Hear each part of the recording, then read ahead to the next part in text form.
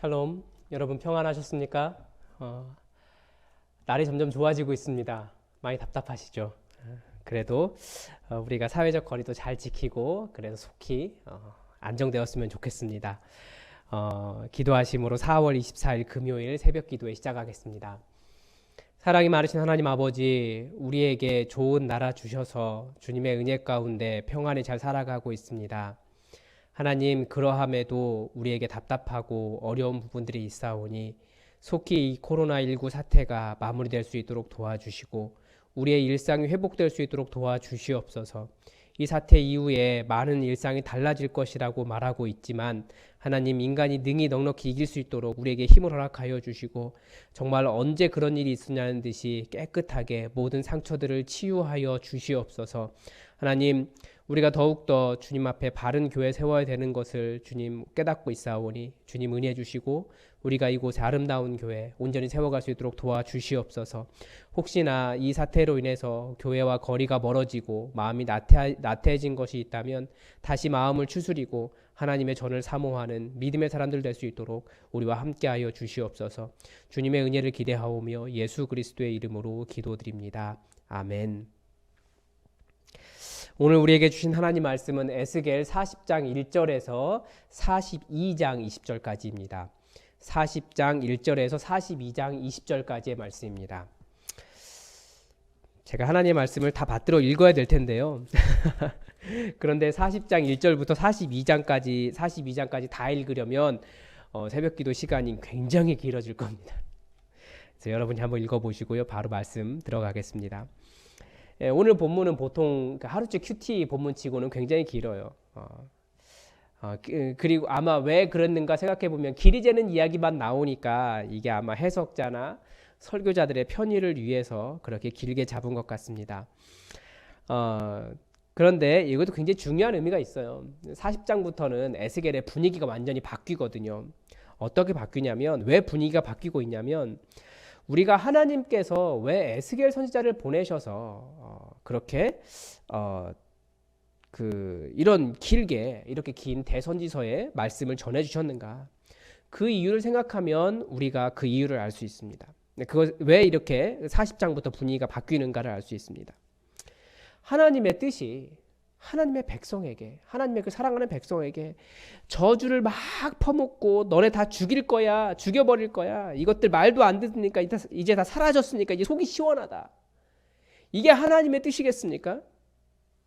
하나님은 벌하시면서도 아파하시고 이스라엘이 그렇게 하나님을 떠나 악을 행하는데 오래 참으시고, 너무 오래 참으시니까 사람들이 거봐, 이렇게 해도 아무 일 안 생기잖아 라고 생각할 정도로 오래 참으시는 하나님, 그런 분위기 때문에 문제가 된 거 아닙니까?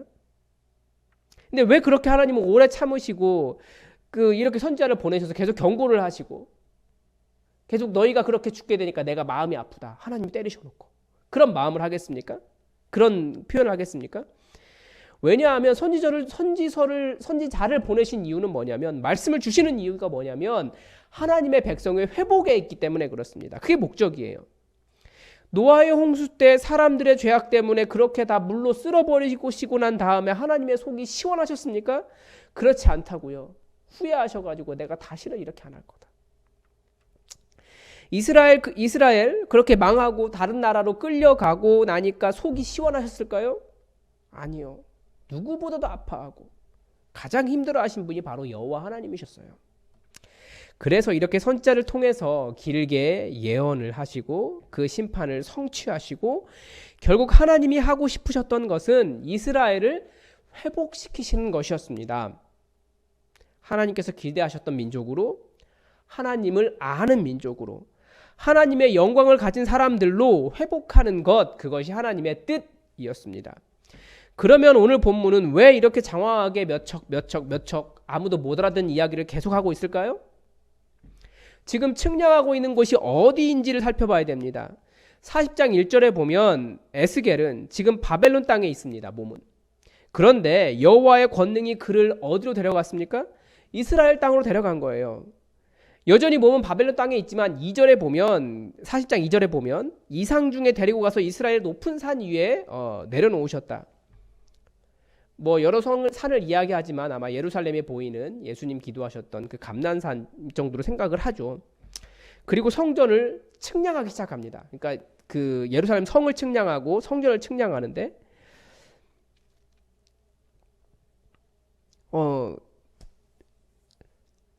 다시 한번 우리가 바벨론으로 끌려간 포로들의 절망이 무엇이었는지 생각해 볼 필요가 있습니다. 그들에게 절망은 무엇이었냐면 그 당시가 신화적인 세계였습니다. 사람들은 모두 다 신과 관련되어 자기의 삶을 해석을 했어요. 그러니까 비록 이 이스라엘 사람들이 여호와 하나님을 바르게 섬기는 것은 아니었을지라도 이들의 절망은 하나였습니다. 바로 그들의 하나님, 이스라엘 하나님, 성전이 무너졌기 때문에 이스라엘의 하나님 여호와가 없어졌다라고 하는 절망이었습니다. 그러니까 모든 나라들이 자기의 신이 있었거든요. 그들의 신화적 세계가 가진 한계였지만 그러니까 다른 나라들의 신들은 신상이 없어지거나 신상이기 때문에 그 신전이 무너지고 누군가가 그 신상의 목을 댕강 베어버리면 그 신은 죽은 거였어요. 그러면서 그 목을 베어버린 사람의 신이 승리했다라고 생각을 했거든요. 그러니까 그 처음에 시작할 때 에스겔 그 예루살렘 성전이 무너지지 않습니까?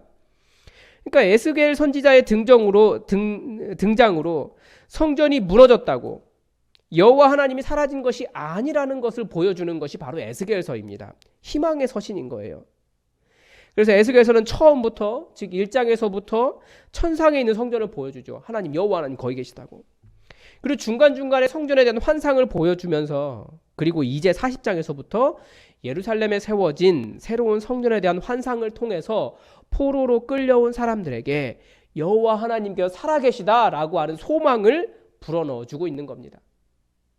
비록 눈에 보이는 성전은 무너졌을지라도 여호와 하나님 계시는 하늘 성전은 무너지지 않고 거기가 온전한 성전으로 진짜 성전으로 있더라라는 거예요. 하나님 계시다. 그리고 이제 다시 회복될 성전에 대한 이야기를 하는데 그 첫 번째가 바로 오늘 본문 길이를 잴 수 있는 눈에 보이는 성전에 대한 이야기 이 40장에서부터입니다. 이 성전에 대한 측량은 40장 5절부터 시작합니다. 동문에서 시작해요. 왜 하필이면 동문에서부터 시작할까요?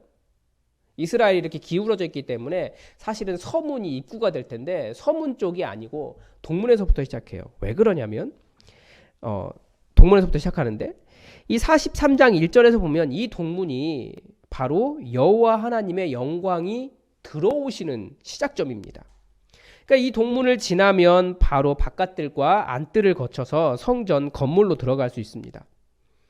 40장 22절 보면 바깥문에는 7계단, 40장 31절 안뜰 문에는 8계단, 40장 49절 성전 건물로 들어가면 10계단.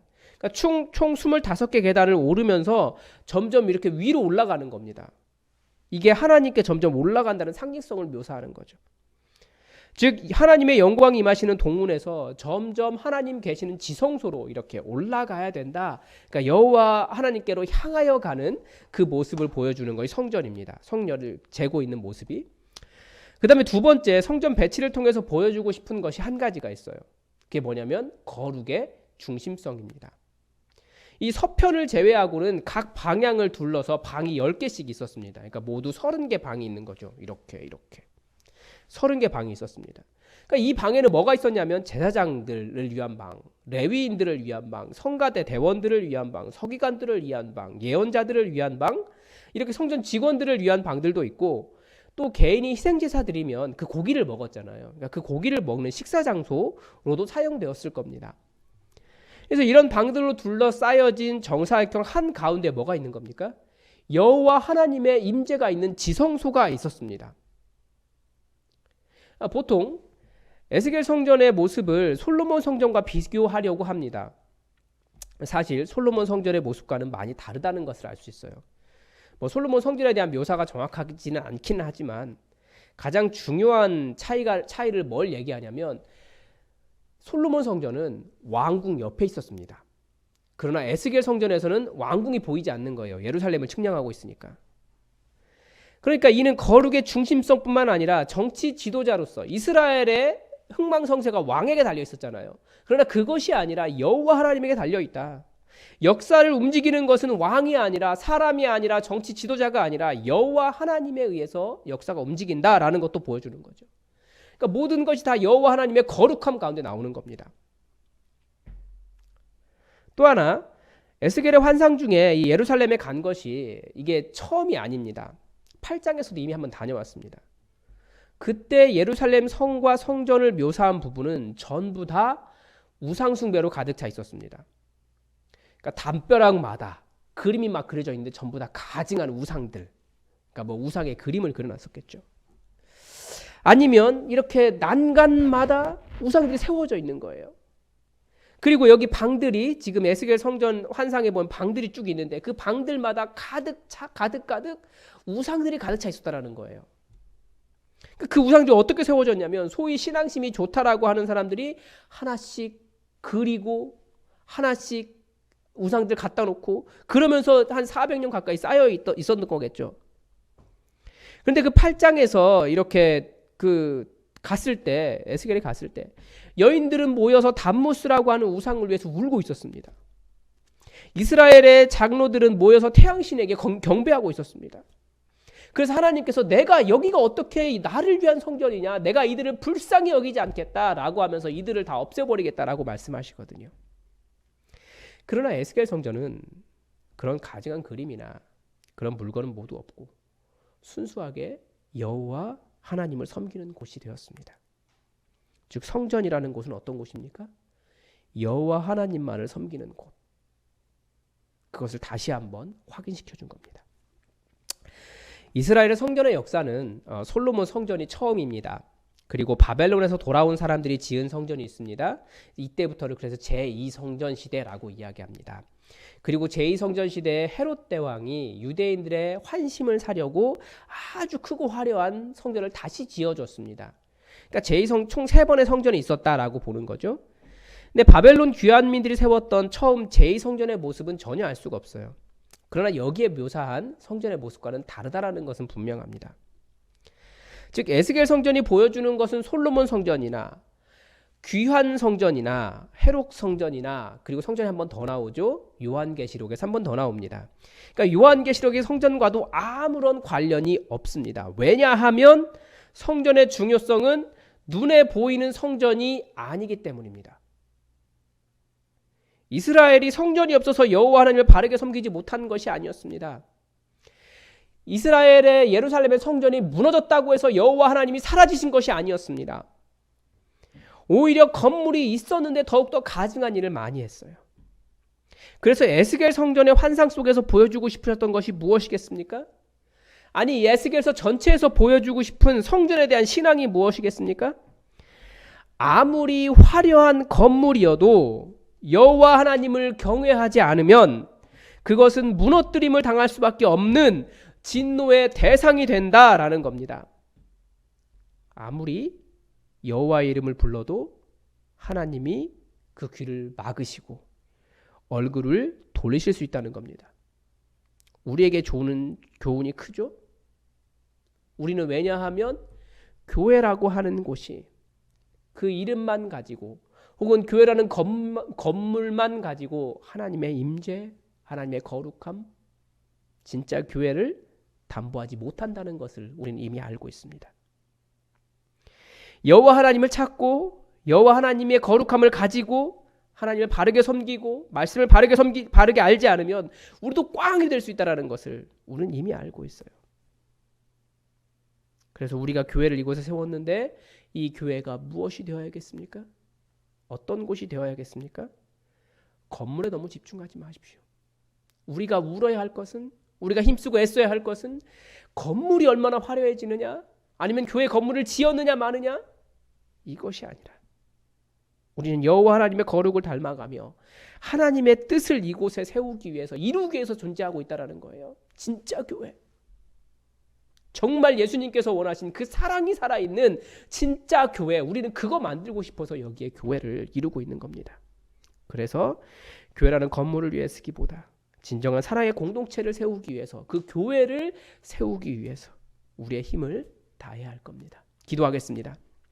하나님, 이제 에스겔서의 그 열정과 그 눈물과 그 안타까움과 그 메시지의 끝을 향해 달려가고 있습니다.